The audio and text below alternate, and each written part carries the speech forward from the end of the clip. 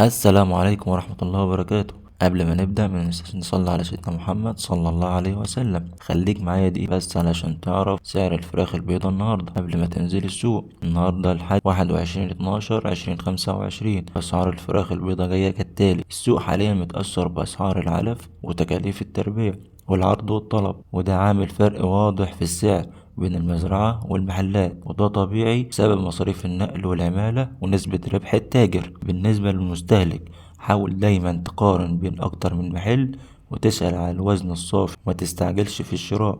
بالنسبة للمربي، السعر ده محتاج حساب كويس للتكلفة قبل أي دورة جديدة. متابعة السوق يوم بيوم مهم جدا. سعر الفراخ البيضة في المزارع النهاردة يا جماعة 60 جنيه للكيلو، وسعر الفراخ البيضة في المحلات والأسواق حوالي 70 جنيه للكيلو، والسعر بيختلف حسب المنطقة. ولو حابب تتابع أسعار الفراخ البيضة يوم بيوم، اشترك في القناة واعمل لايك للفيديو عشان يوصلك كل جديد أول بأول. سلام.